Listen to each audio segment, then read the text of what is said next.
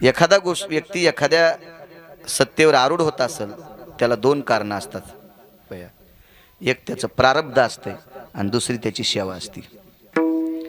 मग एक तर प्रारब्ध घेऊन यावं, अन्यथा आपली सेवा चांगली असावी। बसा महाराज, घ्या घ्या टाळ घ्या, उभे राहा। एक तर नशीब घेऊन यावं, अन्यथा आपलं कर्म गोड असावं। नशीब घेऊन आलेली माणसं, माझ्या जीवनात मी 5-50 कुत्रे पाहिले असतील अण्णा, विमानात फिरलेले 5-50 कुत्रे।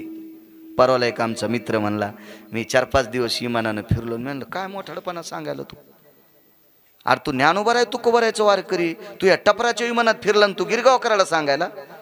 अरे माझ्या मित्राचे कितीतरी कुत्रे विमानात, कितीतरी कुत्रे विमानात। परवाला 1,18,000चं कुत्र मलेशियाहून आणले मित्रांना आमच्या, मलेशियाहून आणले आणि ते त्याचं तिकीट काढावं लागतं ना वाटते। कुठलाही जीव तसा आणता येत नसतो बिना पैशाचा। मग विचार करा बरं, किती नशिबान कुत्रा असेल ते। आणि 92 एकर जमीन कमिली त्या आमच्या मित्राच्या वडिलांना, त्यानं विमान चित्रात पण पाहिलं नाही आणि त्याच्या पोरानं कुत्र मलेशियातून भारतात विमानात आणलं। मग सांगा 92 एकर कमिणारा नशिबवान का त्याच्या पोरानं आणलेलं कुत्र नशिबवान? प्रारब्ध घेऊन यायचं, प्रारब्ध सर्वात मोठं आहे ना। नशीब लय मोठं आहे सुरेश भाऊ, नशिबासारखं जगात कुठलंच मोठं नाही। ललाटीचे लिहिले न पुशे काही केले, अन्नमान धन हे तो प्रारब्ध हा दिन। तुम्हाला एक सांगतो, एकदा बैल जोड घेतला मी, नादे शेतीचा बैल जोड घेतला। चांगला जोड होता, मस्त जोरदार जोड होता। पैसे गिशे भरपूर दिले होते बी जवळ कीर्तनाचे, माणसानं खरं सांगावं आहे का नाही, होते पण अन्न भरपूर। इतका जोड चांगला, इतका जोड चांगला, पण एक बैल जरा पाय फिरून टाकायचा। एक पाय त्याचा कधी मधी फिरायचा, नेमकं कापसाचं झाड पायाखाली जायचं। अरे म्हणलं हे कामाचं नाही, ते काढून टाकला, दुसरा घेतला। अख्खं गाव बैल पाहायला आलतं, म्हणजे ज्याला बैल कळतात ते, हो ज्यांना बैल कळतात ते, बैल येत नसते वाक्य कळालं? ज्याला बैल कळते ते बैल पाहायला येत असते, बैल येत नसते। हो मग आले बैल चांगले, बैल चांगले, बैल चांगले। आमच्या घरातली एक म्हणली काय बैल येत, काय बैल नशिबवान आहेत, महाराजाच्या घरी आलेत। अरे म्हणले शब्द वापस घेतो, तू चोंबळ्या का पाहण्याला, हे बैल नशिबवान नाहीत, आपल्या देवाला सोडलेली बैल नशिबवान आहेत। हे जरी मी घेतले असतील तर टाकलं तवा खातेत, वैरण टाकली तवा खातेत, देवाला सोडलेले डांभ्यातले कंस आणतात। कोणते बैल नशिबवान? देवाला सोडलेले कठाळी बैल जरी असतील तरी नशिबवान आहेत ना ते। कोणाच्या मकात जाऊ शकतात, कोणाच्या आकड्याची कंस खाऊ शकतात अन्न, ते नशिबवान आहेत, नशिबवान। हे प्रारब्ध आहे ना, प्रारब्ध आहे, नशीब आहे, याच्यापेक्षा जगात दुसरं कोणी मोठं नाही।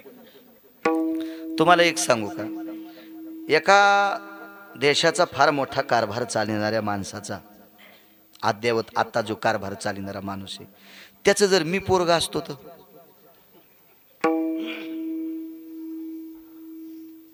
मी तुमच्या गावात यालो म्हणून मुंबईपासून रस्ते चेक झाले असते। मी ज्या गाडीत बसून आलो ती गाडी जर उंच असती तर वरून जाणाऱ्या लाईटा तुटल्या असत्या। त्या माणसाचं पोरगं आलंय, ही लाईट फाईट तोडून घ्या वरच्या, तुटल्यान काही वेळेस लाईना झालं असतं का नाही? आहे का आपल्या हातात ते? नाही, हो वाटत नाही का? नाही, पण प्रारब्ध लागन ना, प्रारब्ध लागन, प्रारब्ध। हे बा नशीब इतकं विचित्र आहे, त्याची झोले घ्यायचे नाही। 4-2 पुस्तकं शिकलेले म्हणतात मी नशीब मानित नाही। नको मानू न सोमळ्या, तुला कोण म्हणतंय मान? आणि तू न मानल्याने एखादी गोष्ट सिद्धाच्या बाहेर जात असते का? ती सिद्धच आहे ना, तू असिद्ध करणारा कोण नाटकी वारकरी? वो आपल्या गोष्टीनं असिद्ध होत नसती, सिद्ध आहे। मी 1-2 वेळेस सांगितलं होतं, 3 जण सख्खे भाऊ, 39 एकर जमीन, म्हातारं मेलं, तिघायला 13 एकर जमीन आली। पण एकानं दोघांना 13 ठुली आणि एकानं 13ची 2.25 केली। एकानं 13 एकरची 2.25 केली आणि दोघांना 13 ठुली। तिघाईत 2 मुलं, एकाला काय नाही। ज्याला 2.25 त्याला 1 मुलगा, ज्याला 13 आहे त्याला 1 मुलगा, आणि ज्याला 13 आहे त्याला काय नाही। त्याने विचार केला आपली 13 त्याला द्यावा, 13 दोन्ही 26 होती, आपल्याला सांभाळीन। चुलत्याची घेतल्यावर त्याला किती झाली? 26। यानं कोणाचीच न घेता किती झाली? 2.25। हे गेलं मेलं, याची पुन्हा कोणाला गेली? 26 एकर, ती 26 आणि ही 1.25 ते कुठं भारताच्या सीमेवर बंदूक घेऊन गेलतं? हे तिरुपतीला गेलं आणि त्या डॅम मध्ये बुडालं, पुन्हा वापस नाही आलं. ही 2.25 कोणाला आता? त्याला. हे ललाटीचे लिहिले नपुसे काही केले.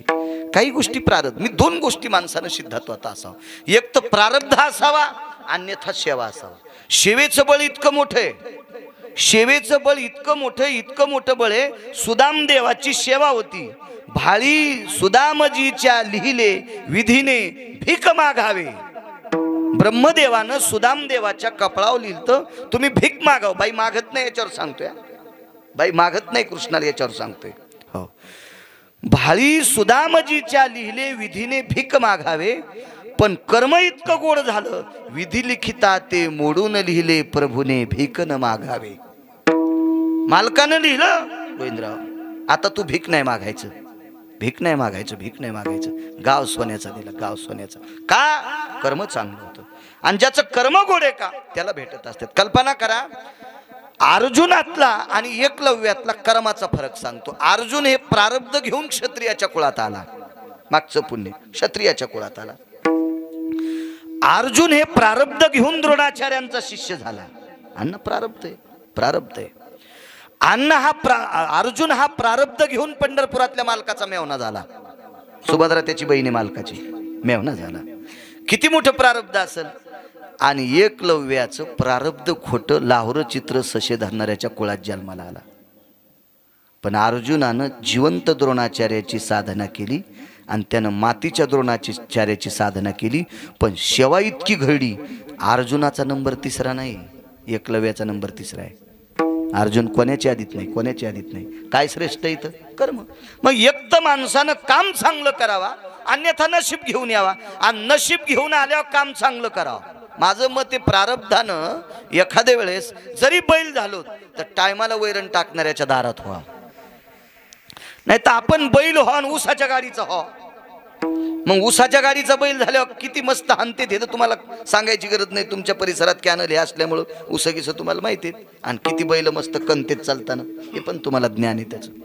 प्रारब्ध. चला, त्या बाईनं सांगितलं, कृष्णा लक्षात ठेव, मी महर्षी सांदीपनींची पत्नी, मला काही नको. पण रडत होत्या. वापस आले, स्वतःच्या पंचाचा कोपरा बाजूला केला आणि महर्षी सांदीपनींच्या पत्नीचे डोळे पुसले. आईसाहेब रडतात?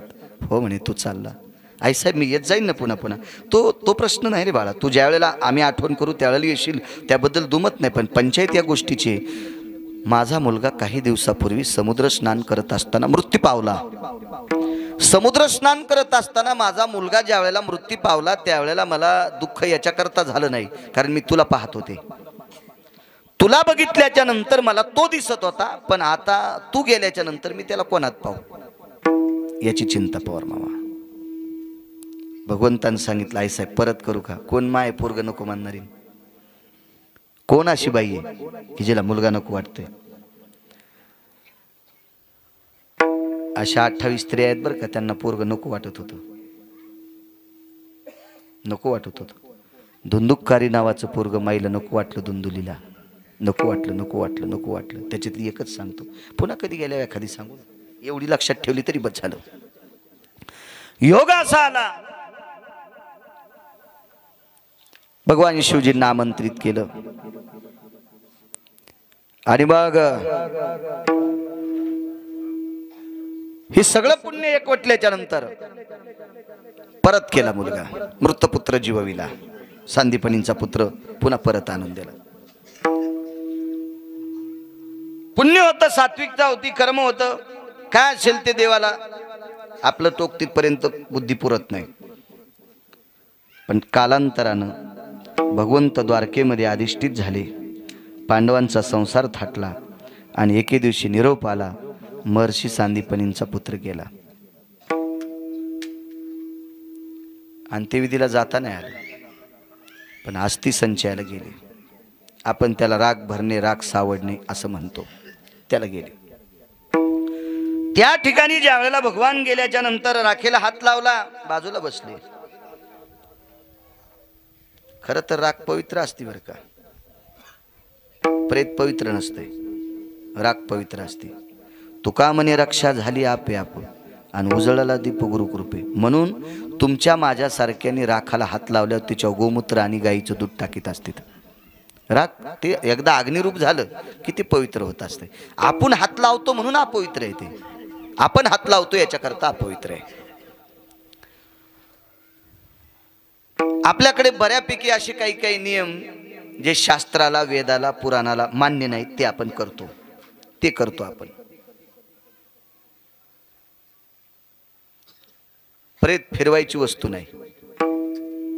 प्रेत फिरवायची वस्तू नाही. उदाहरणार्थ जर आपल्या इकडे जर मृत्यू पावलेला माणूस माजलगावच्या तिकडे जर नेऊन माती करायची असेल तर शास्त्र त्याला निषेध म्हणते. प्रेतानं गंगा कधीच ओलांडायची नाही, असा धर्माचा सिद्धांत आहे, पुराणाचा सिद्धांत आहे, कर्मकांडाचा सिद्धांत आहे. काय नसतं आपल्याला, कुठलं काही माहिती नसती, काय नसती. कोणी यानं सांगावं, त्यानं हे केलेलं ते केलेलं, तिथं पवित्र, इथं पवित्र, इथं अपवित्र, हे कोणीतरी सांगायचं छटाकभर साखरे घेणाऱ्यानं, म्हणजे बारीकशा बुद्धिवाल्यानं. त्यांचं सांगून आपण ऐकायचं, हे मूर्खपणाचं टोक आहे. काही भाकडवाद ऐकिनं हे सुद्धा मूर्खपणाचं टोक आहे. पाहुणी ग्रंथ करावे कीर्तन, एक तर आपण स्वतः वाचावा, अन्यथा ज्यानं ग्रंथाचा अभ्यास केलाय त्याचा ऐकावा वारकरी बुवा. मधल्या लोकांचं ऐकल्यानं आपली फजिती होत असते. प्रेतानं गंगा कधीच ओलांडायची नाही, हा सिद्धांत आहे. रात्री मला हेच कीर्तन होतं. एक सोन्याचे दुकानदार होते परांड्याला. तिथून पुढे त्यांचं 20-22 किलोमीटर नाडी नावाचं गाव होतं. पुढे त्या नाडी नावाच्या गावात रात्रीचं कीर्तन झालं. राजा दशरथाच्या अस्थी प्रभू रामचंद्र परत येईपर्यंत ठेवल्या होत्या. आता हे मुद्दे तर याच कीर्तनात सांगावं लागतील, दुसऱ्या कीर्तनात कसं सांगता येईल. प्रभू रामचंद्र परत येईपर्यंत कौशल्या मातेनं एका घरामध्ये लाल कपड्यामध्ये एक मडकं बांधलं, त्याच्यामध्ये त्या अस्थी ठेवल्या. प्रभू रामचंद्र परत आल्याच्या नंतर प्रभू रामचंद्र, लक्ष्मण, भरत, शत्रुघ्न, सीता, उर्मिला, श्रुतकीर्ती, मांडवी या 8 जणांच्या हातानं ती राख शरयूमध्ये विसर्जित केली. मागच्या त्या लॉकडाऊनमध्ये एका पाहुण्यांकडे साखरपुड्याला गेलोत. त्यावेळेला बऱ्यापैकी फिरता आलं मला जरा बाकीच्या सामाजिक कामात. आता नाही, आता कीर्तनामुळं नाही जाता येत कोणाच्या लग्नाला. मग गेलोत, बसलोत एका घरी चहा घ्यायला बोलिलं. पहिला प्रश्न, मामांच्या अस्थी भीतीत 7 वर्ष झालं ठुले. आता म्हणजे मामा म्हणजे तिचे सासरे. भिंतीला एक देवळी होती आणि त्या देवळीत हाडं ठुले आणि देवळी लिपून घेतली. आणि 7-7.5 वर्ष झालं आणि ते काय नेताच राहिल्या, हरिद्वारला न्याच्यात म्हणून ठुल्यात. मी म्हणलं, बाई काय तुमच्या मामाचं पुण्य असेल तर हरिद्वारची गंगा तुमच्या घरात येईल ना. जरा जवळचे पाहुणे होते. मी म्हणलं, तुमच्या आणि मामांच्या सोबतच असते नेवा हरिद्वारला, डबल तिकिटाचा खर्च कशाला करायचा तुमच्या आणि मामांच्या. अण्णा तो निषेध आहे. अस्थी घरात ठेवायची वस्तू नाही. त्या का पैसा आहे, ते का सोनं आहे, का ते धान्य आहे, का ते द्रव्य आहे गोविंद, काय नाही. अस्थी घरात ठेवायची वस्तू नाही. चुके ती ठेवायचीच असेल. आपला श्रद्धा आहे, आपल्याला हरिद्वार, ऋषिकेश, बद्री, कुठं मातृगया, पितृगया कुठं जर न्यायची असेल तर त्याच्यासाठी आयनाचा भेद सांगितला. उत्तरायनो दक्षिणायनो एकमायन भेदायाम अस्ति विसर्जितस्ततेवचा. एका आयनाच्या दक्षिणायत न्या किंवा उत्तरायणात न्या, तुम्ही 20 आयन त्याच्याहून जाऊ देता, हे कसं शक्य आहे? 6 महिन्याचं एक आयन असतं, किती वर्ष ठेवता? ही काय आपल्या मनाची जहागिरी आहे का काय? असं आपण करीत राहतो. आपल्याकडे दुसरी एक पद्धत आहे बघा. आपल्याकडे माणूस मृत्यू पावला की लोक पाणी पाजायला मसन वाटत, देवाला दर्शनाला रांग धरतात, अशीच धरतात, नाही पाजतायत बाकीच्यांना पाणी. पण काय होतं अण्णा, लोकायला वाटतं अण्णा भावकीचे त्यानं पाणी पाजलं नाही. होय सतीशराव, जवळची भावकी बाबा पण त्यानं ते बेल घेऊन पाणी पाजलं नाही, अशी एक भावना दुखवल्या जाते म्हणून पाजतात. पण चुकीच्या गोष्टी आहेत. कोणीही कोणाला मशानभूमीत पाणी पाजू नये. ते त्याच्यासाठी पोषक नाही, ते पात्रात नाही, ते शास्त्रात बसत नाही, ते पुराणात बसत नाही. हा नाही, त्याला पाजा ते मग मला गळे ठकीत विचारा ना तुम्ही. तुमचं असं असतंय, तोंडाला साबण लावल्यावर शास्त्र सांगा.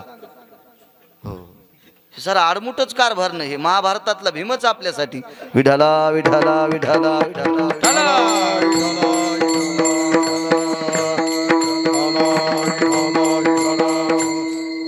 पैसा देन बाळू महाराज तुमच्या, केव्हा फोन लावून विचारायचं काय ताण आहे त्याला? ते काय ऋषिकेश हरिद्वारचा आहे का कुठलं दुसऱ्या राज्यातला आहे? आणि जरी पाजायचं असेल, माझं मत आहे एकदम नियम मोडणं वारकरी बुवा सोपं पडत नाही.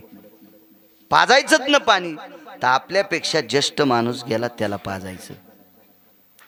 70-75 वर्षाच्या 20-25 वर्षाच्या माणसाला 80 वर्षाच्या माणसानं ते हातात बेल घेऊन पाणी पाजणं मूर्खपणाचं टोक आहे. ते उलटी प्रक्रिया आहे ना, ती निषेध प्रक्रिया आहे ना, ती शास्त्राच्या चौकटीत बसत नाही ना. ती आपण सुरू करतो काही सुरू करतो, काय विषय नसतो त्याला.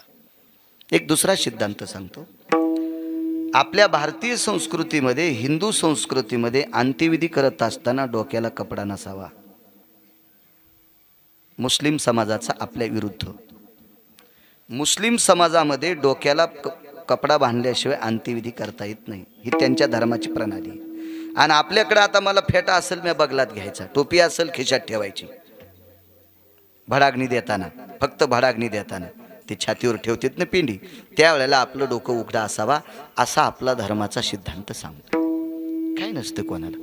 सरपण टाकणारे पण टोप्या काढीत नाहीत, ते रचणारे असतात का ते पण ह्या ताना पाण्यात यायच्या, इकून टाक तिकून टाक, असं कर तसं कर. जसं यांची PhD झालेली आहे सरण रचण्यात. इतक्या जोरात बोलतात ते, इतक्या जोरात. त्यांना काही सोयर सुतक नसते ना, ते ह्या आवाक्या चवाक्य बोलतात, पार पार पार पार बोलतात. वा, असं वाटतंय सगळं झाल्यावर त्या प्रेताच्या बाजूला याला पण झोपवावं. इतके नालायक कोणी बोलतात, काय काय अमानुष बोलतात, ऐका वाटत नाही त्या बडव्यांचं. मूर्खपणा असतो त्यांच्याकडे ते. पण काय तिथं कोणाचं चलत नसतं ना, ती मशान शांतता असते ना, ती तिथं काय चालत नसतं कोणाचं, काही बोलतात बडवे. नियमाची प्रणाली असावा. चला,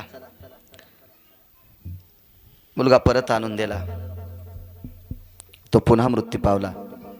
त्याच्या अस्थि संचयाला जगाचे मालक गेले अस्थि सावडायला. अस्थि सावडणं हा विधी कशा करता, हा एक मुद्दा आहे. सर्वांच्या साक्षीनं पवित्र गंगेत अस्थि विसर्जित केल्या, याला एक अस्थि संचयाचा प्रभेद आहे. त्या टाकायच्या, त्या गंगेत विसर्जित करायच्या.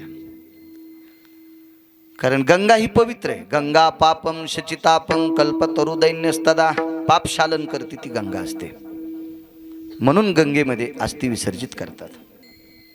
गंगेमध्ये ती क्षमता आहे. अजून लक्षात घ्या, ढालेगावला आपल्या प्रांतातल्या कितीतरी अब्जानं लोकांची अस्थि पडल्या असतील, पण तुम्हाला पावसाळा गेला की एका करडीच्या एका भागा इतके, करडीचे 2 भाग होते ना, करडीच्या एका भागा इतकी अस्थि तुम्हाला गोदावरीच्या पात्रात सापडणार नाही. का? अस्थि सामावून घेण्याची ताकद गंगेत आहे. अस्थि सामावून घेण्याची ताकद गंगेत आहे. याला विज्ञान पण डोकं लाईत असेल, विज्ञानवादी लोक सुद्धा डोकं लाईत असतील. याती शमस्व अस्थि ही जाये, यत गंगोदक भयो हो विरस्तो वात्सल्य जायते शमस्व प्राणास्ति. हा गंगा ही आस्तीला इतकं क्षमस्व करते, इतकं क्षमस्व करते की स्वतःच्या अवदानातला स्वीकारून घेते आणि अस्थि जलमय होऊन जातात. इतकी मोठी, म्हणून गंगेत अस्थि विसर्जित करायचे असतात.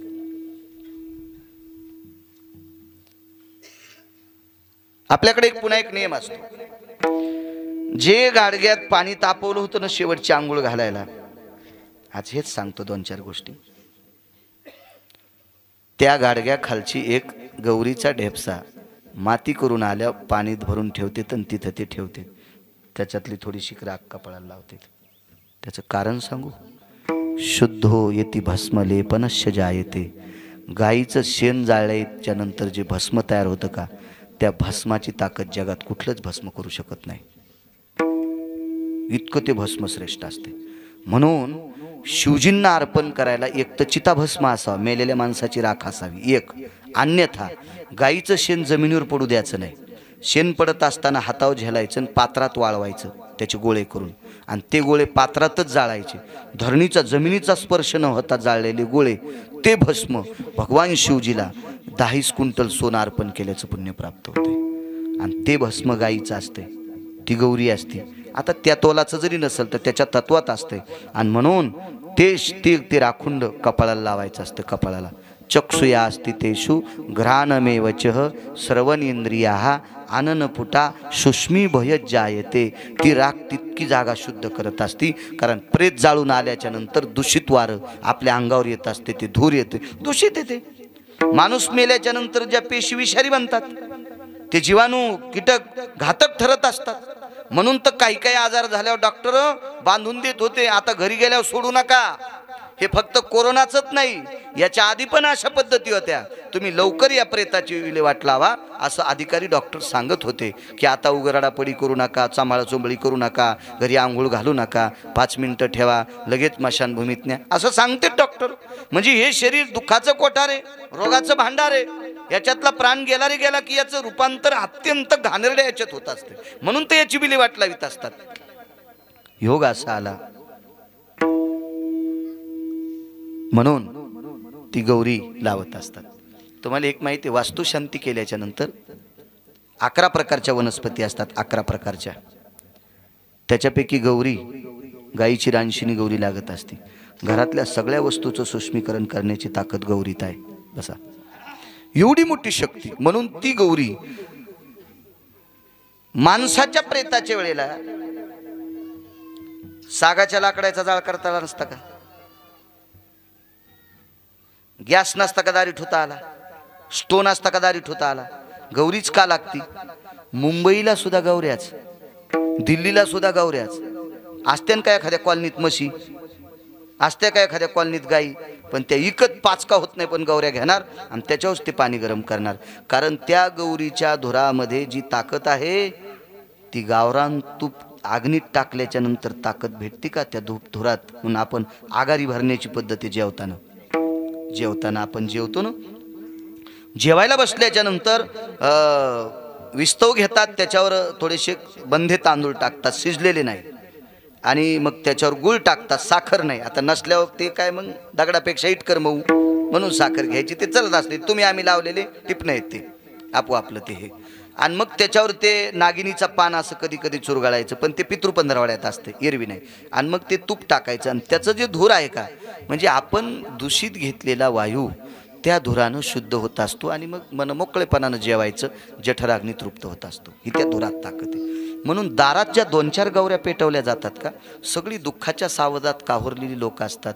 कधी कधी कोणी आता अंत्यविधीला जायचं म्हणलं, आंघोळ कशाला करील, आलेला असतो. प्रत्येकाच्या जवळ जाणं, एकमेकाच्या श्वासानं, यानं त्यानं हातस्पर्शानं, नाना प्रकारच्या गोष्टीनं विशुद्धता असती. आणि त्या धुरात एवढी ताकद आहे गाईच्या गौरीच्या, एवढी ताकद आहे की ते तितक्या लोकांना सुष्मी. तुम्ही अजून बी लक्षात घ्या, होळी किती गौऱ्याची असती पेटवा, आणि 5च गौऱ्या मड्याच्या पुढे पेटवा, त्याचा वास वेगळा आणि याचा वास वेगळा. कधी बी तुम्ही याच्यानंतर कधी डोक्यात आणायचं तासा, मग तुम्हाला कळन गिरगावकर काय सांगत होता. येते प्रेता संस्कार हे वैशान्य रोस्तते वचा गोमुधत जायते तत्रहा यत जायते होलिकाती प्रिया. 50 पोते गौऱ्या होळीला टाका, त्याचा धूर वेगळा, आणि 5च गौऱ्या प्रेताच्या समोर त्या दारात पेटवा, त्याच्या धुराचा जो सुगंध असतोय त्याचा तो वेगळा. ते काय नाविन्य असेल, त्याच्यात काय असेल, मी काय तो तितक्या पुढं पोचलेला व्यक्ती नाही. मी सामान्य तुमच्यातला एक थोडेसे 4-2 पुस्तकं वाचणारा, तुमच्या समोर बसून प्रवचन कीर्तन सांगणारा व्यक्ती. मी काय फार असा तत्वज्ञानी नाही. विठाला विठाला विठाला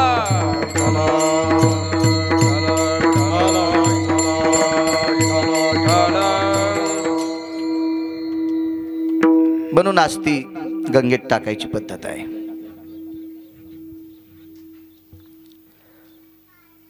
योगासा आला, अस्थिला हात लावला आईनं, आईचे डोळे पाझरले, गुडघे टेकले मशानभूमीमध्ये, दोन्ही हात आपल्या मुलाच्या राखेच्या ढिगलात येत, तिच्या शुद्धांत कर्णाने वात्सल्याने राख आर्द्रतेत आली, ओली झाली, आणि राख अशी हातावर घेतली आणि आवाज दिला, कन्या, ए कन्या. जी आईसाहेब जी म्हणत होता, विटेवरचा मालक जी म्हणत होता. धावत आला मशान भूमीत, मुलाच्या प्रेताच्या जाळलेल्या त्या मड्याच्या जवळ गुडघे टेकून बसलेल्या बाईनं तोंड फिरवावं, खाली बसावं, देवानं पळत यावं. देवाचा डावा गुडघा तिच्या मुलाच्या राखेत बुडतोय. देवाचा डावा गुडघा तिच्या मुलाच्या राखेत बुडतोय, उजवा गुडघा एकीकडे आहे आणि तिच्याचं कपाळ तिच्या चरणावर आपटते. माय काय काम आहे? पहिल्यासारखं करता येईल का रे पुन्हा? जसा समुद्रात बुडालेला वापस आणलास तसा मला पुन्हा वापस करता येईल का? ब्रह्मांडाच्या मालकाने पुन्हा दोनदा दर्शन घेतलं. आई साहेब, 7व्या अवतारात मला माझ्या बाबांना परत आणता आलं नाही, यांना कसं आणता येईल? दृष्टांत संपला.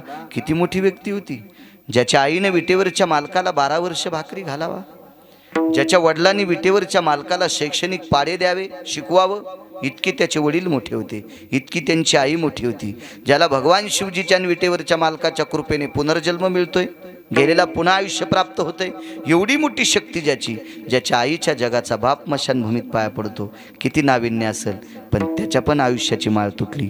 तुटला आयुष्याचा दोरा, तुटला आयुष्याचा दोरा, तुटला आयुष्याचा दोरा, आयुष्याचा दोरा. येरवाऊगा पसारा, येरवाऊगा पसारा, येरवाऊगा पसारा, येरवाऊगा पसारा, येरवाऊगा पसारा, येरवाऊगा पसारा. तुटला आयुष्याचा, तुटला आयुष्याचा, तुटला आयुष्याचा दोरा, तुटला आयुष्याचा दोरा. तुटला आयुष्याचा, तुटला आयुष्याचा, तुटला आयुष्याचा दोरा, तुटला आयुष्याचा दोरा. येरवाऊगा पसारा, येरवाऊगा पसारा, येरवाऊगा पसारा, येरवाऊगा पसारा. सांडोली पळती टाकोनी, पळती टाकोनी, पळती राना पोरे, टाकोनी पळती राना पोरे. टोपणे पळते, टाकोने पळते, टाकोने पळते, राना पोरे, टाकोने पळते, राना पोरे.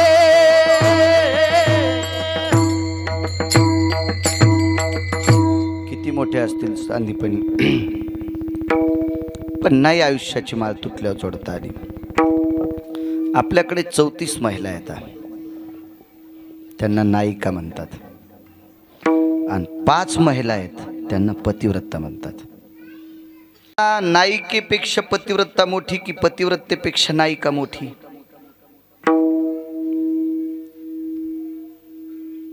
आपण नाही डोकं लावायचं त्याला. नायिका जर मोठ्या म्हणावं तर मग ह्या पतिव्रतेच्या यादीत आहेत, आणि पतिव्रता मोठ्या म्हणावा तर जगातल्या कुठल्या स्त्रिया त्या 34 बायकांची बरोबरी करू शकत नाहीत. इतकं मोठं नाविन्य. एक बाई पतिव्रतेच्या यादीत नाही, पण आमरस साठवायची ताकद तिच्यात होती. मग सांगा, पतिव्रता श्रेष्ठ का ती श्रेष्ठ? देवाला नाही अमृत धरता आलं, गरुडाला नाही अमृत धरता आलं, कदरूला अमृत प्राप्त झालं नाही धरता आलं, गरुडाला 2दा मिळालं नाही धरता आलं, बळीला प्राप्त झालं नाही धरता आलं, देवायला मिळालं, मोहिनीला पाहत राहिले. खोटी बाई होती ना, वरून बो आत, वरून बाई आतून बो. मोहिनी काय खरा बो होता का? पंढरपुरातला मालक मोहिनी झालता, वरून बाई होता ना आतून बो होता, तरी ब्रह्मदेवासारखा माणूस त्याच्याकडे बघून पाकळतोय. किती किती विचित्रपण आहे, किती विचित्रपण आहे. अशी 43 देव त्या रूपाला बघून भळभळले. अमृत होतं त्यांना प्यायला, पिता आलं का? ते तिलाच पाहत राहिले. तरी देवानं सांगितलं, ऐका रे ऐका, मी खोटी बाई आहे, आतून बुवा आहे, मी साडी घातलेला बुवा आहे, मी बाई दिसतोय तुम्हाला पण आतून बुवा आहे. कुठं ऐकले कोणी? पण ज्या बाईनं अमृत आपल्या नवऱ्याकरता साठवून ठेवा, ती बाई किती मोठी असेल. तसा नवरा तिचा नालायक होता. 4 रावणापैकी 1 रावण होता. कधी कधी वाची जा, रिकाम्या वेळात चांगलं वाची जा. काय होतं, एक आत्मिक समाधान भेटत असते. चांगलं वाचा, चांगलं वाचा, विश्वाचा मालक तुम्हाला वाचील. काही नाही वाचायचं, काही वाचण्यात आनंद नाही अण्णा. हे उग तुम्हाला एक सांगू का,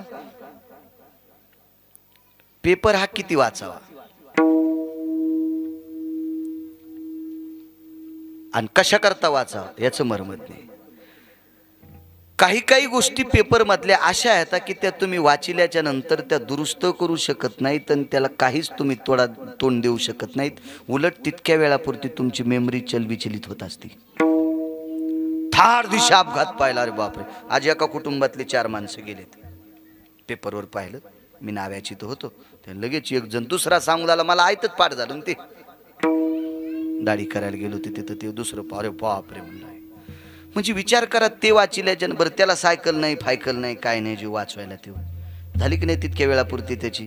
काही गोष्टी तुम्ही जितकं दूषित पाहता का तितकं तुमचे विचार दूषित होत असतात.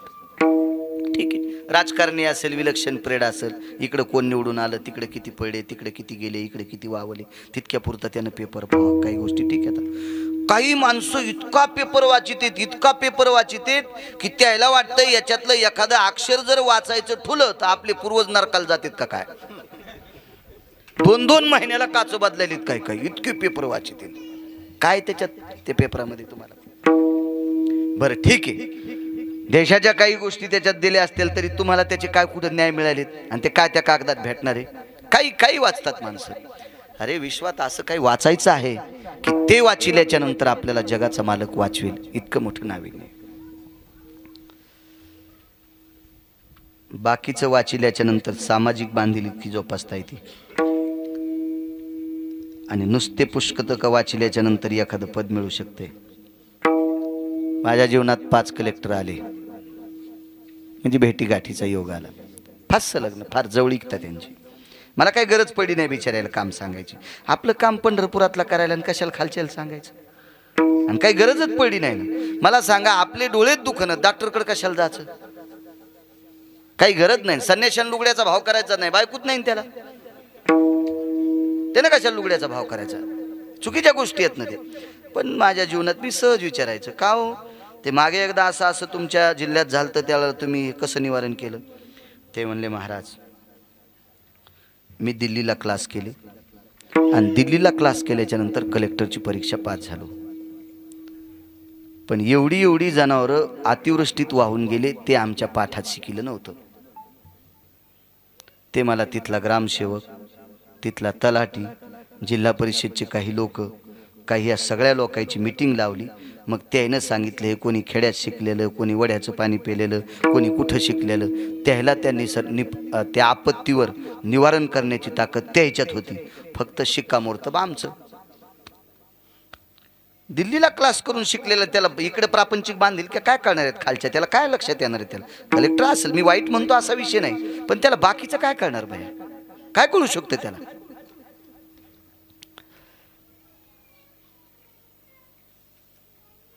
जाऊ द्या, जास्त इचकी नको. पुन्हा लोक शाळा सुटली तर पोरं म्हणतील आता आपल्याला कलेक्टर वाचत नाही, याचे परिणाम असे होऊ नये. मला सांगायचं की काही गोष्टी वाचवत जा, त्याच्या त्या बाकीच्या गोष्टीत उतरत असतात त्या.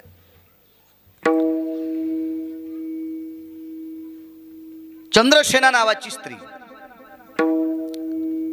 हिने अमृत साठवलं आणि चंद्र सूर्याला स्वतः प्रत्यक्ष सांगितलं, ए दिनपती, ये निशापती. निशापती म्हणजे चंद्र, दिनपती म्हणजे सूर्य. तेजो कांती भय भास्करो दिनपती निशापती भय व्याप्तिर्जन्य कृत्रहा ममम ललाटम प्रपटले कुमकुमम आर्जितम तम जायते सर्वानाम चिरकाल संस्थितः.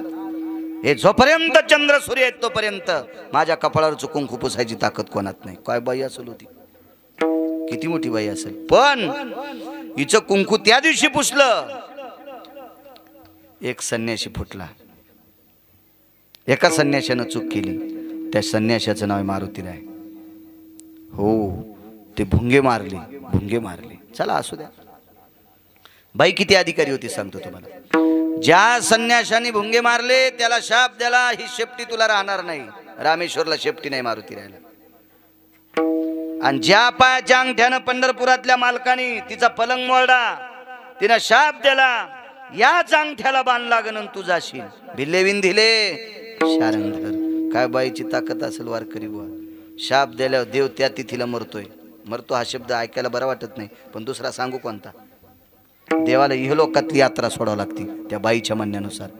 महाराज विश्वातला एक नंबरचा संन्यासी, बुद्धिमतान वरिष्ठम, त्याच्यासारखा निष्कलंक कोणी जीवन जगलेला माणूस नाही. पण त्याला बिना शेपटीचं रामेश्वरला राहावं लागतंय. काही बाई असेल, पण त्या बाई अमृत नवऱ्यासाठी प्राप्ती स्थापित केलं. इतकी बाई जगात आधिपत्यात. ती 34 नायिकेपैकी एक चंद्रसेना.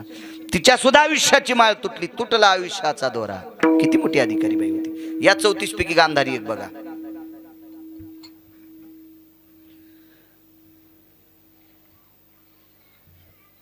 लोपामुद्रा एक बघा. रेणुका एक बघा. कोणाची पत्नी रेणुका? जमदग्नीची पत्नी रेणुका. काय ताकद त्या बाईत. स्नानाला गेल्याच्या नंतर ती तांब्यात पाणी आणत नव्हती. स्नान आटपलं, गंगेच्या पात्रात पहाटेच्या सूर्योदयाच्या अगोदर स्नान करायचं. अंधारात पातळ नेसायचं, दुसरं पातळ पिळायचं, खांद्यावर टाकायचं आणि नेसलेल्या पदराचा वटी पदर पाण्यात घालायचा आणि वटीत पाणी आणायचं. वटीत पाणी आणायचं आणि त्या पाण्यानं मालकाचे पाय धुवायचे. असेल का ताकद कोणाची? 34 नायिकेपैकी ती एक येते. एवढी मोठी शक्ती. अण्णा तितक्यानं नाही. ब्रह्मांडाचा मालक तिचा मुलगा परशुराम म्हणून जन्माला येतोय. तुमच्याकडे मंदिर आहे तिचं, तिथेच भागवत केलं तर मी. या 3 तिघीची यादी सांगतो, आपल्या वेळेस संपवतो, कारण एक दुःखद घटना एखाद्याला माहीत नसेल सांगतोय. पहाटे मला वाटतं एक दुःखद घटना घडली. वयोवृद्ध तपोवृद्ध गुरुजी होते, शिक्षक होते. वृद्धापकालाने त्यांची इहलोकातली यात्रा संपली. दक्षिणेच्या मालकाचा निरोप आला. इहलोकातली यात्रा त्यांना सोडावं लागले. त्यांच्या अंत्यविधीचा टाईम 2:30 दिलेला आहे. आपण त्या वेळात सोडलं म्हणजे सगळ्यांना तिकडेही जाता येईल. एकमेकाच्या दुःखात माणसानं 2 दारी गेलं पाहिजे, एक मरणादारी आणि तोरणादारी. 2 गोष्टी पुण्य साकारातल्या असतात. मृत्यूला शेवटचा निरोप द्यायला जावा, हृदयानं हृदयाची लिंता मानावी आणि लग्नाच्या ठिकाणी अक्षदा टाकण्यासाठी जावं. आता जावं म्हणून आमच्या धर्मसिद्धांतात एक त्याची वर्णी आली.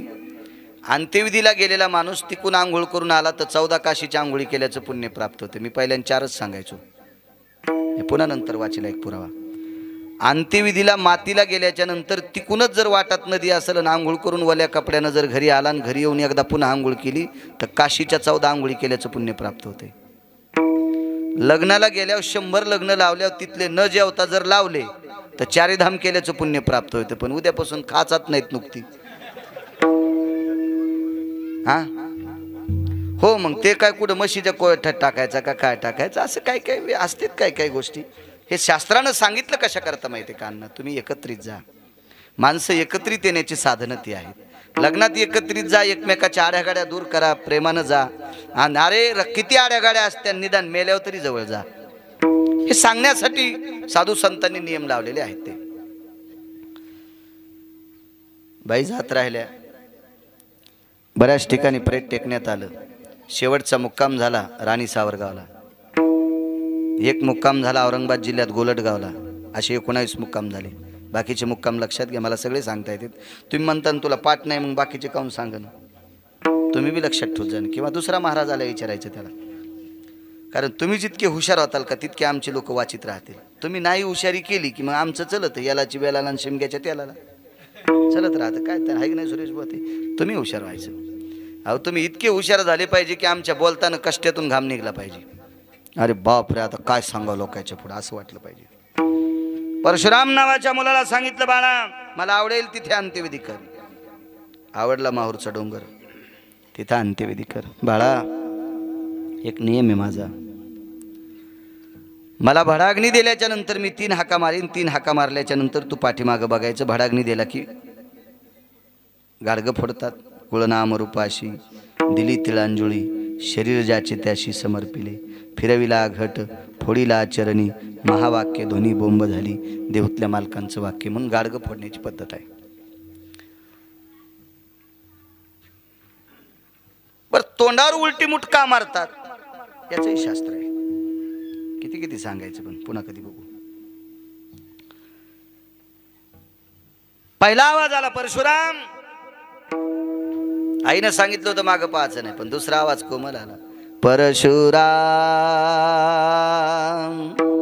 कोमल आवाज आला. आई हाक मारते, मागं फिरून पाहिलं, इतकंच प्रेट वरी आलतं. म्हणून विश्वात तितक्यात डोक्याची पूजा आहे. रेणुक्याच्या पूर्ण शरीराची पूजा नाही, फक्त तांदळाचीच पूजा आहे. काय ताकद असेल त्याच्या पाठीमागे रेणुका पुराणातला सिद्धांत आहे. ती 34 नायकीपैकी एक माऊली आली. चंद्रसेना ही रेणुका 2. चला, महर्षी अगस्तींची धर्मपत्नी किती मोठी बाई. रावणानं पाठवलेली काही राक्षस, त्रिशरा, खर, दूषण, ही 14 अशी कितीतरी राक्षस आलती. त्याच्यातला एक नालायक राक्षस सागरात जाऊन लपला. घरी आले सांगितलं, मुद्रा, कधी लोपा म्हणायचे कधी मुद्रा म्हणायचे. हे लोपा मुद्रा. जी मालक, ते मूर्ख राक्षस समुद्रात लपलंय ग, काय करावं काय करावं काय करावं. वैकुंठवासी माधव महाराज मगर सांगायचे, दारुरकर शास्त्री सांगायचे, डोंगरोजी महाराज सांगायचे.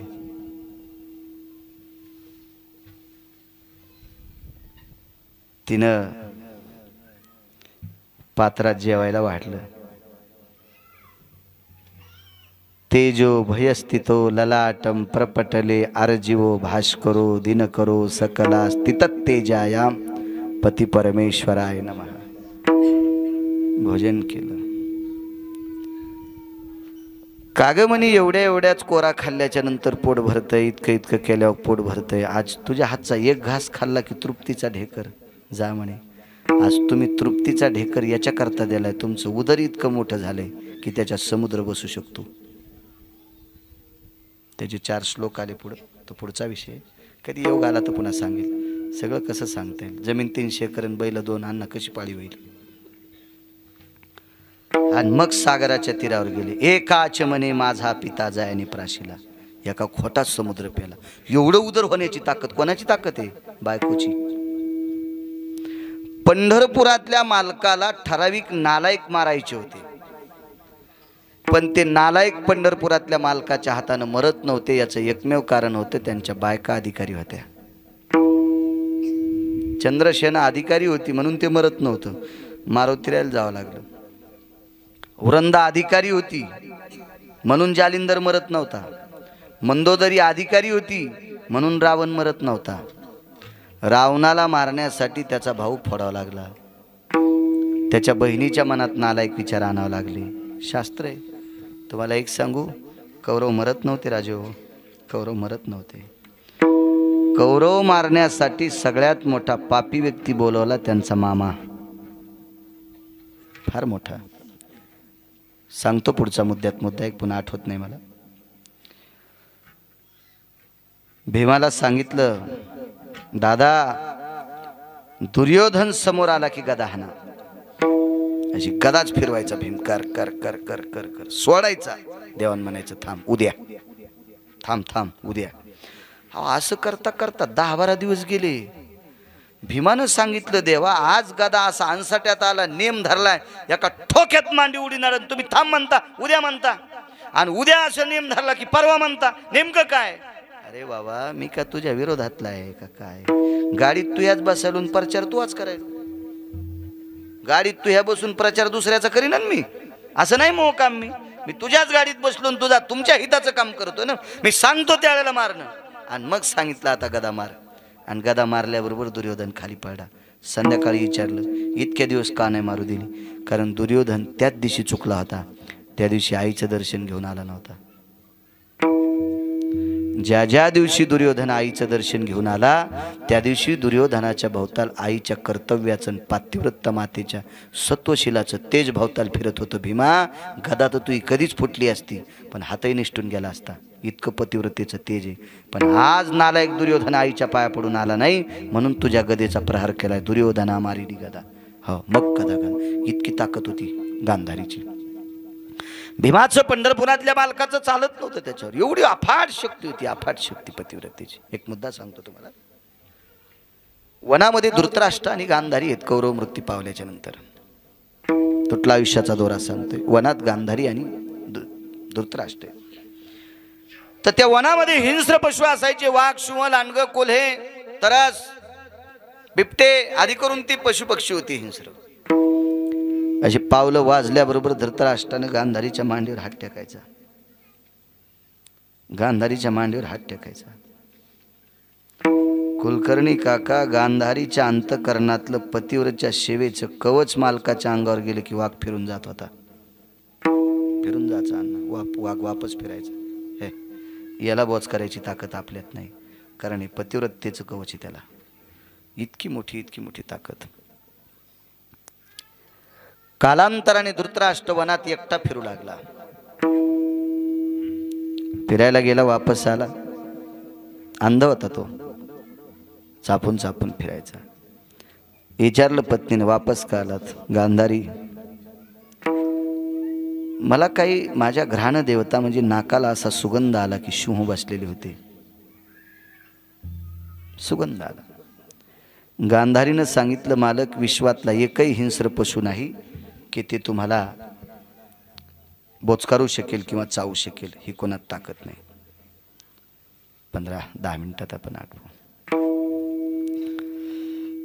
ते तुम्हाला बोचकारू शकत नाही. तर प्राण्याची भाषा कळणाऱ्या एका व्यक्तीने विचारलं. प्राण्याची भाषा कळणारा एक व्यक्ती होता. त्याचं नाव होतं अश्वपती नावाचा राजा. हा दशरथ राजाचा सासरा होता. हा कैकेयीचे वडील होता हा अश्वपती.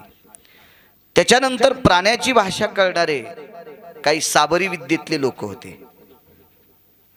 ते साबरी विद्येतले लोक नवनाथांच्या नाथ परंपरेत येत असतात. साबरी विद्येची लोक नाथ परंपरेत येत असतात. त्याच्यापैकी महाभारतामध्ये कणाश्व नावाचा एक गंधर्व होता. तो शापामुळे खाली आलता आणि या गंधर्वाला प्राण्याची भाषा कळत होती. त्यानं पाहिलं हा धृतराष्ट्र एकटाय भोवताल 5-25 सिंहाचा मेळे तरी बोच करीत नाही. किमक्को होती हा दंता भयत्वी यत हिंस्राति जायते पशुयाम अंधायति सर्व पुरुषानाम विस्तृतोति जायते. किमा काय भाषा आहे गोड, काय नाविन्य असेल त्या शब्दात. अरे काय दात आहेत तुमचे. तेजो दिवाकर भया. अरे तुम्ही जांभळी दिल्याच्या नंतर सूर्याचं तेज कमी होते. असले शिव होते ते. अरे पौर्णिमेच्या दिवशी तुम्ही जर ललकार खेळायला लागले तर चंद्र ढगाच्या आड जातोय. इतके बिबट्याचे जात तेजस्वी आहेत. तुम्ही याला का बोच करीत नाहीत? तर काही प्राण्यांनी सांगितलं, इतका पापी, इतका पापी, इतका पापी, इतका पापी, याला बोच करून आम्हाला पाप घ्यायचं नाही. हे एका पुराणाचा सिद्धांत आहे बरं का, याला काही खरं मानायचं नाही. पण काही प्राण्यांची अशी भाषा झाली त्या कन्नवाला, अरे अखंड पत्नीचं तेज याच्या भोवताल फिरतंय, आमचे नख याच्या पुढे काहीच नाहीत. इतकी बाई 34 नायकी पैकी एक, एवढी श्रेष्ठ बाई. वनात एके दिवशी बसले. पुढचा विषय सांगायची गरज नाही पण सांगतोय. गांधारी इकून बसली, पलीकडून धृतराष्ट्र बसले आणि पावला असे टप टप टप वाजत होते. पावला खाली पानं चुरा होत होत्या, काड्या चुरा होत होत्या, पाचोळा चुरा होत होता. असं वाटत होतं 2-4 सिंह आलेत का काय. गांधारीनं पटकन हात उचलला आणि धृतराष्ट्राच्या मांडीवर टेकला. तिला वाटलं यांना झोप लागली का नाही, आता सिंह जवळ आले यांना बोच करतो. गांधारीचा हात मांडीवरला काढा आणि खाली टेकला. गांधारीने विचारलं, प्राणनाथा जी. जी कसं म्हणेल नवरा. प्राणनाथा, हो ग काय. तुमच्या मांडीवर मी हात ठेवला, तुम्ही बाजूला केला, तुम्हाला शिवाची भीती नाही. शिव मला मारून पाप प्रदान करणार नाही. आणि आता आलेला शिव नाही गांधारी, कोण असेल? इथे येण्यासाठी एकच व्यक्ती भाऊक आहे. देव मला दुरावलाय, तो येऊ शकत नाही. माझ्या पुतण्यांना मी त्रास दिला, ते येऊ शकत नाहीत. इथे येणारा एकच आहे, तो फक्त आहे इदूर. इदूर हा वाक्य ऐकत होता आणि धृतराष्ट्राच्या पायावर डोकं ठेवलं. दादा वनात हेस? होय म्हणले. वहिनी साहेबांच्या पायावर डोकं ठेवलं. धृतराष्ट्राने कडकडाटून मिठी मारली विदुराला. मागचा पुढच्या जन्माचा प्रसंग विचारला. चला असो. त्या वनामध्ये आपल्या मालकाला कवच देणारी 34 नायिकेपैकी गांधारी होती. गांधारीनं दुर्योधनाचा पुन्हा दुर्योधन तयार केलता. राखेचा दुर्योधन केला. उजव्या हातावर ठेवला. कृष्णा, एक लक्षात ठेव, माझ्या 100 कार्ट्यांनी तुम्हाला पांडवांना त्रास दिलाय. 100ला 100 मेले, त्याच्यातला एवढा जिवंत कर, उद्या धर्माच्या डोक्यावर छत्र धरील. धर्म जर बाहेरगावी गेला तर धर्माच्या पादुका सिंहासनावर ठेवील आणि त्याच्या पादुकावर छत्र धरील. याला जिवंत कर. पण पंढरपुरातला मालक लय हुशार होता. त्यानं 2 नंबरच्या राजकारण्याकडे तोंड केलं. त्याचं नाव होतं इदूर काकाने. इदूर काकानं सांगितलं नको, पुन्हा महाभारत सुरू होईल. काका हुशार होते राजकारणात. काका इतकं राजकारण कोणालाच कळालं नाही. कृष्णाला कळालं नाही. तसे कृष्ण 1 नंबरचे. मोठ्या माणसाला 1 नंबर द्यावाच लागतो, तो जगाचा मालक आहे ना. पण राजकारणातला 1 नंबरचा व्यक्ती विदुर काका होते. कारण कुठलेही राजकारणाचं सूत्र विचारायला भगवान कृष्ण परमात्मा विदुराकडे जायचे होते. उगा आपण लावतो चल विदुरा घर जावे, त्याचंच काम होतं. त्याच्या कामाकरता जात होता ते विदुरा करता. ते मग राजकारणाच्या चौकटी विचारित होता. आणि 5वा डॉन रयतेचा राजा छत्रपती शिवाजी महाराज. 5 मिनिटात सांगतो. परवाला शिवजयंती झाली. आज काय ते कीर्तन नाही, पण कीर्तन आहे ना, त्यानिमित्ताने एका चांगल्या राजाचं 2 मिनिटात वर्णन करतो.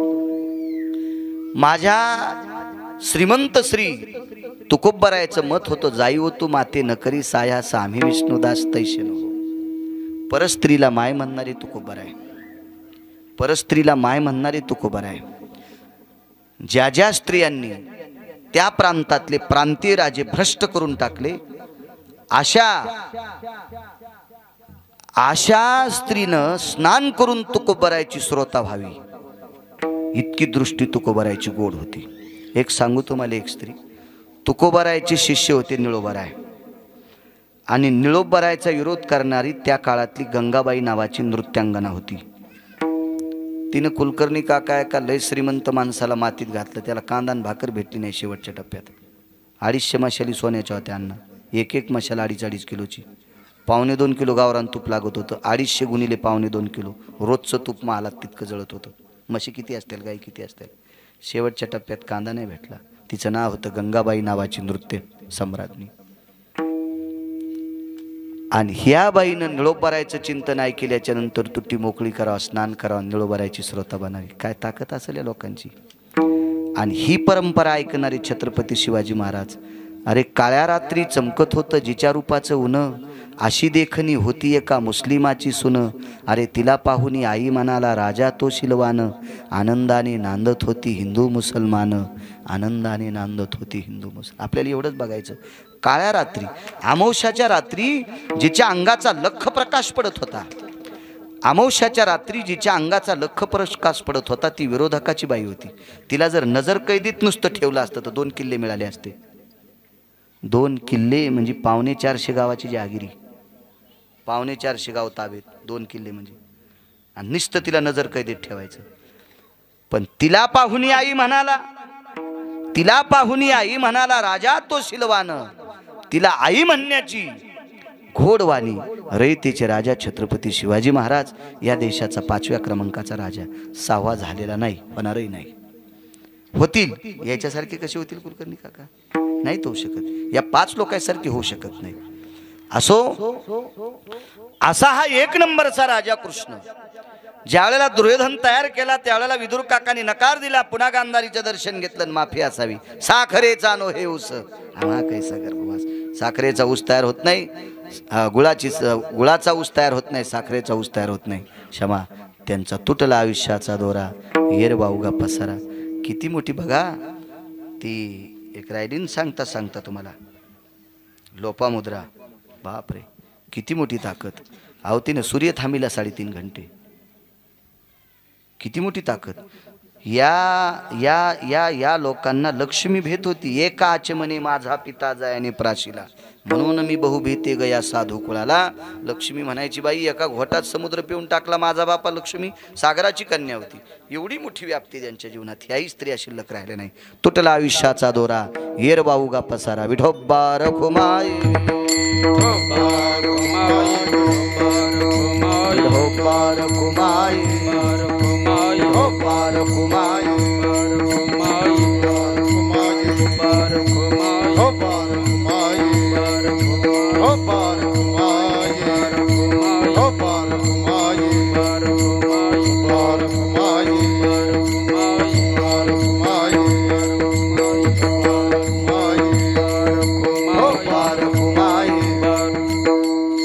वैकुंठवासी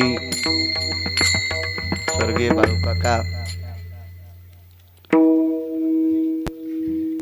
त्रिधारेच्या देवाची सेवा ज्यांना अतूट घडली, दक्षिण